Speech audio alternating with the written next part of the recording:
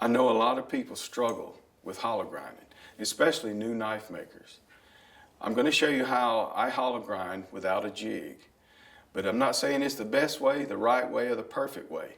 If you have to have a jig, that's fine. Whatever makes your life more efficient and makes the customer and you happy in the end, that's all that matters. There's no right or wrong way. I'm just going to show you how I do it. Fortunately for me, the hollow grind was something that I learned to do first.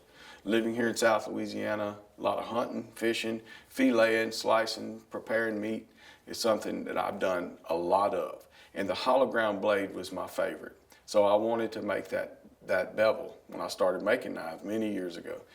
So I'm going to show you my process for doing it. Once you learn it, it'll come natural. It just takes practice, practice, practice. And that's what I recommend. There's no magic, but here's my way of doing it. Thank you for tagging along. Let's get to it.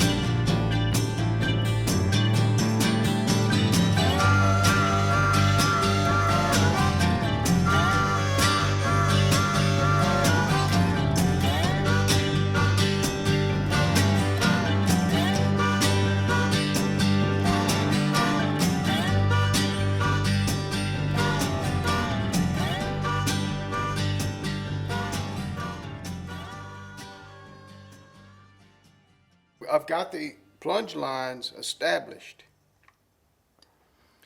by doing that. So now we're ready to do a hollow grinder. We got a rough bevels cut in all the way to the edge, or at least to the scribe line. Not all the way, but close.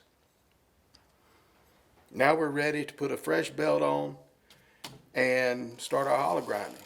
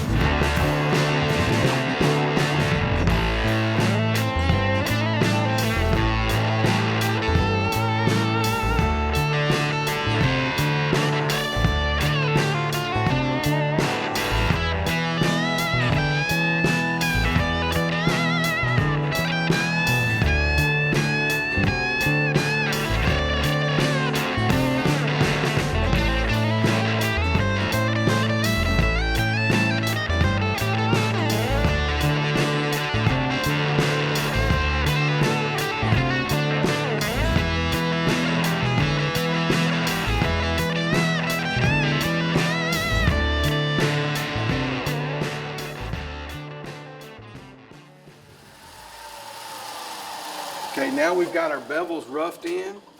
We've got our plunge lines set. We use the blade up on the rest.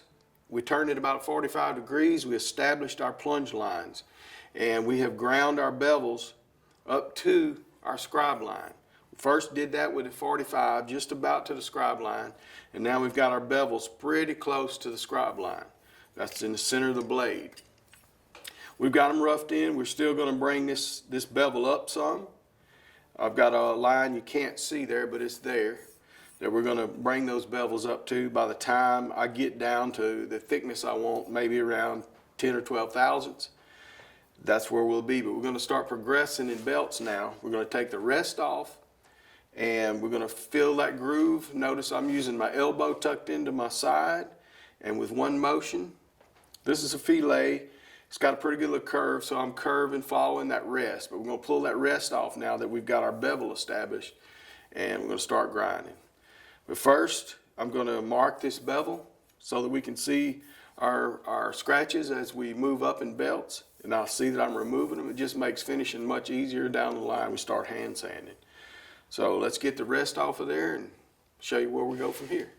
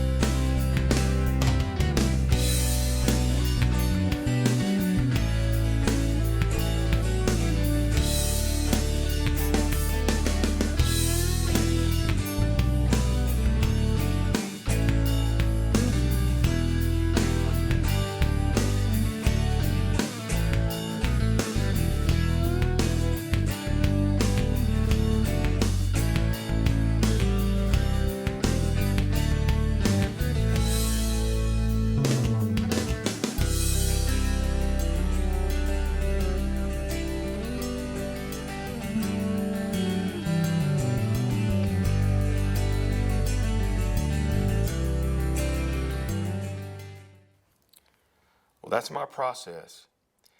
If you notice, I ran the belt slow.